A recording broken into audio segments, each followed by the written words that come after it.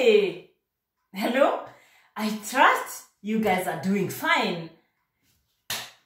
Thank you very much for subscribing. Thank you very much for beautiful comments. I really appreciate you. Asanteni tena sana. Let's go straight to the point. Today I want to talk about the story that has going round and round. Yeah, Hiram. And you know what? I come in peace. Sababu hata mtu naongea story yake ni Barodhi wa Thayo. So everything has to be Thayo. Kila kitu lazima ikuje nini? Ikiwa peaceful. In peace. So when you are commenting, una comment peacefully.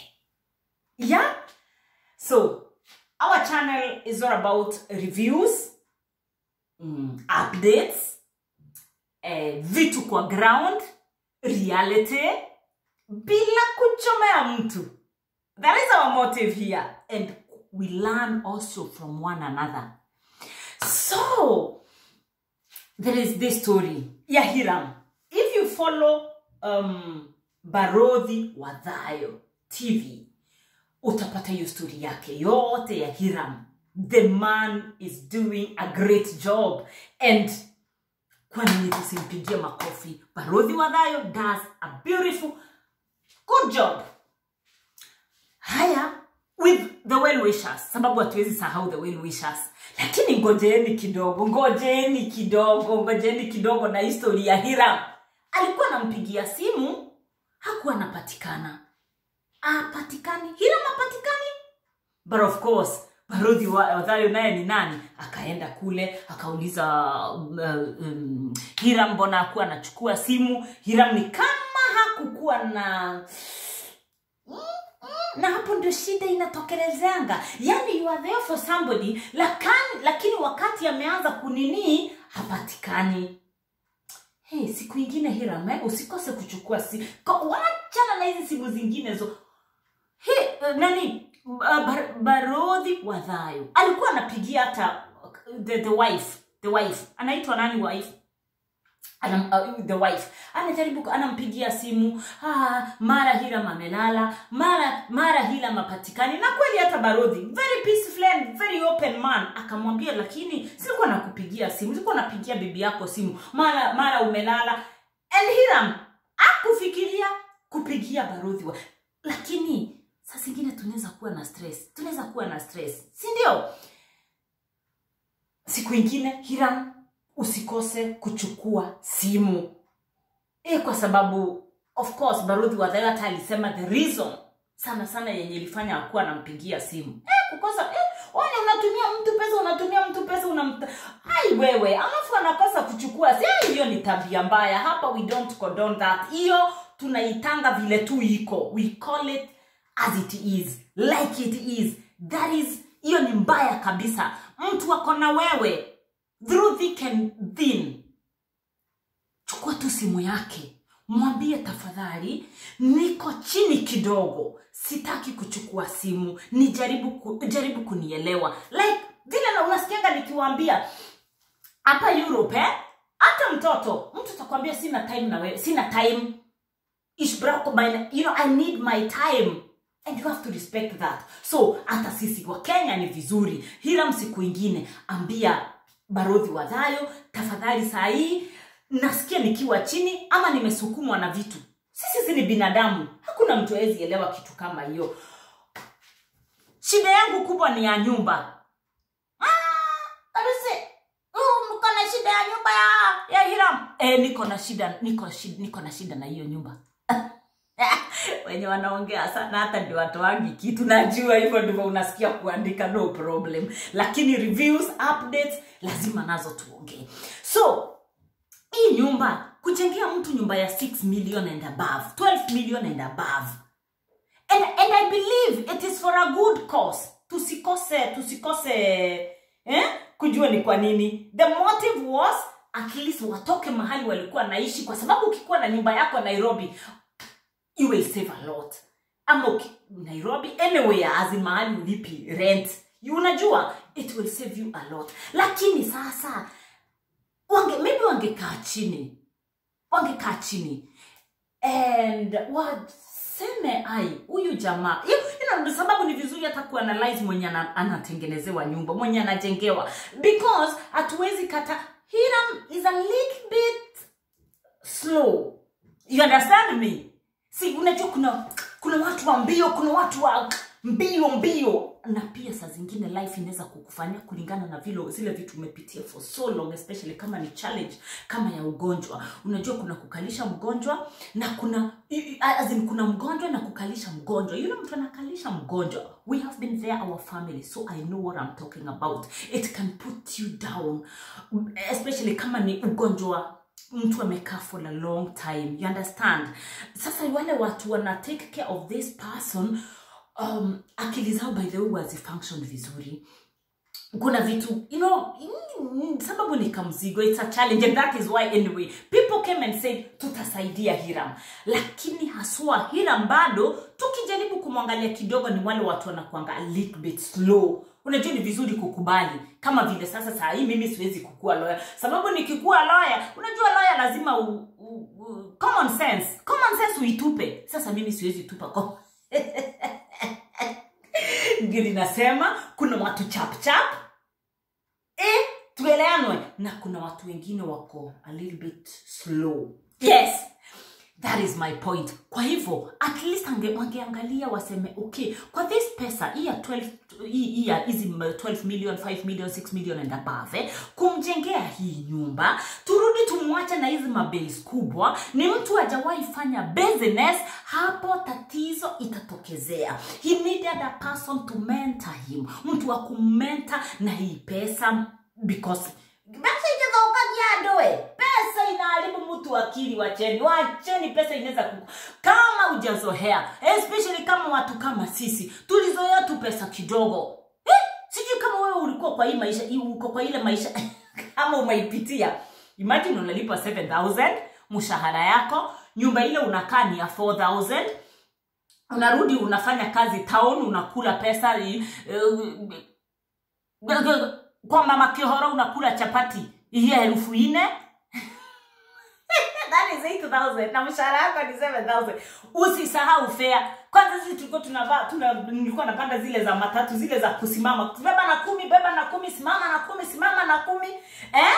Kwa ile mshahara yako ya 7,000 hizo vitu na mavazi usionge, na unajua utatumana nyumba.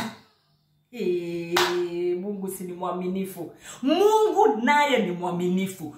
So I'm saying, ukikuwa kwa life kama hiyo, alafu tena all of a sudden upate pesa mingi, musitudanganye. Mtu tu asimame tu. Mtu nataka mtu ajitokezea aseme mimi pesa iwezi niharibu. Wacha nikwambie, pesa inaweza kukuharibu akili. Inaweza kukuharibu. Na sasa hapo ndio unaona Hiram alifika. Anashindwa hii pesa yote.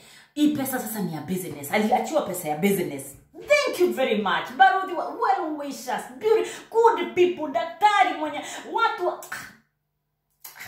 That was for a good cause, a beautiful cause. The only thing yenye ilikosea ni mtu wa kumenta Hiram. Alafu tena, hakuna haja ya kujengea mtu nyumba ya pesa mingi, umwachie na bele ya stima, bele ya security, alafu mahali umejengewa, uwezi pata hata kakitu cheap huko nje. Unajua kuna place zingine za mitaa, atizo nasema nipimie kamaziwa ka shilingi 10. Iko ya shilingi 100. I think squeeze maybe ni 100 kasabuni. Lakini mahali umepelekwa hapo I think of course well wishers lazima wakuwe, ama wale watu wanawasaidia kweli. Ni vizuri wanaka ndio hii pesa isirudi ilete mtu shida. Balozi Wadhayo akakuja. Akaita, alikuwa anaita nani akihoji Hiram, bibi ya Hiram. Anaitangwa nani? Wageshi ama Shikwa wala wito nani? Anamuita. Balozi Wadhayo anamuita. Bibi ya Hiram of course alikuwa anamuita either Wageshi, Shiko, hizo majina. I'm not so good with names, lakini nakumbuka akimuita mpaka nikajificha, nikasema kai sasa hii nyumba na vile hata iko na rooms mingi, mimi nitajificha. Balozi Wadhayo anaitana na sasa bwanangu ndiye anaulizwa maswali, mimi nitasema nini? Kwa sababu ukiangalia yule the wife pia yeye ni oh yeah, I love this couple, I love them, you know. Sasa labda hata bwana Hiram amemwelezea vitu zote Hiram unajua alichukua ile pesa ya business akaenda nayo huku kwa anko, akaenda kwa anko. Of course kuko na siblings kuko na siblings. Sasa wale siblings atakosa kuwalipia. Hata wewe unaweza kosa na uko na pesa, kusema ukweli ni ya business utaweka ama kweli ni masista zako saa zile wanakulilia. So ndiye akaona wacha tu ajaribu kufanya nini, wacha wasaidie kwenda kule. Ai anko akasikia hata watoto wa anko nao unajua things are not so good. Hata yeye akarudi akaona ai wacha uoi. Sasa utawaacha hivyo na watu wanakaa na watoto wenu. So unaona lazima ungetoa ile pesa. Ila makarudi Nairobi bila pesa. Akarudi akakumbuka 10,000 alitumia anko tena. Ai Barodhi yeye akamuuliza, "Risiti ulirudi nazo?" Risiti hakuna, risiti si kubeba, niliacha huko. Hata za vitabu. Okay. Haya, sasa Hiram na mind of Hiram kama yangu ilikuwa hivyo, ukikuja hapa Ulaya nakwambia kitu inaitwa receipt. Hapa imetuonyesha maneno. And of course that is why Barodhi pia alikuwa anasema unaweza kuwa uko na receipt. Hata Barodhi ni mzuri sana, si kusikia akimusukumilia, anawaelewa, ni mtu anaelewa watu kusema tu kweli. Na alikuwa anasikia uchungu of course ya ile pesa watu wametoa. Lakini mimi sioni haja mtu ajengewe nyumba kama ile arudi achiwe so many bills kubwa sana, surely na hauna kazi. I think maybe kungekuwa na ka business kake, lakini hapana. Wacha kwanza Hiram apelekwe somewhere afanye job kidogo, at least achangamuke. Unajua sasa ile alikuwa amekaa kwa ile stress sana, kwa ile challenge ya kuangalia brother yake. Hiyo ni kama vile unakwanga kunanyesha. So wewe unatembea na mwavuli for a long distance unarudi hata kukiwa na jua unasahau.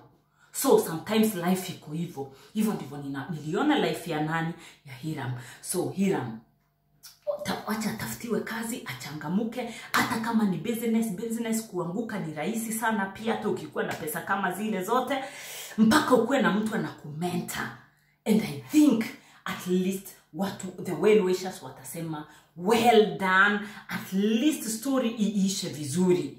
Sababu niliangalia huyo bibi ya Hiram nikasema oi bibi ya Hiram, hata vile sasa aliambiwa atoke, alichukua tu katoto akaenda oye. Sababu sasa hata yeye anaweza kuwa kuna mashida, anaambia Hiram wacha tufanye hii. Naye Hiram anahitaji Barodhi wadhayo. Hiram anataka mtu saidie yeye kunini. Achangamuke kidogo, sababu akipotea na pesa tena watu watasema kazi yake ni kutengeneza katumbo. But anyway Hiram, you are still doing a good job right now. Hizo ni lessons za life I believe everything gonna be okay. Maybe akijengewa tu nyumba tuploti pale, tufloti, at least tuenye anaweza kuwa anafanya nini, anajua hapo for sure every month tutakuwa tunapata pesa. It would have been much better. At least mahali anajua mwisho wa mwezi kuko na pesa, anaweza hesabu. Ako na tu pesa pale kuliko ya business, na ni business hajafanya. Alafu that is what I had for today. Sababu bills hizo zote kwa ile nyumba ya 12 ya mamilioni, alafu bills zenye zinakuja, mtoto lazima akule, yule hapo kazi iko. But anyway, well wishers now. So wamemsaidia, wamekuja Kenyans. Mtu wangu, Wakenya ni watu wa maana. So hiyo ndio ilikuwa maoni yangu. Wewe unasema aje? Ukienda kucomment pale usisahau we are keeping it peaceful. Sababu ni story ya Barodhi Wadhayo. Good job you're doing. Na well wishers. Good people. So, na wewe umekuwa unaniangalia. Mwangaza ikuangazie ya mambo mema, mambo mazuri, mambo yenye uko unatarajia. God atakufanyia. God atakutimizia. for the desires of your heart, Mungu atakutimizia, because he is a faithful God. I love you, the love of God. Have a good and blessed day.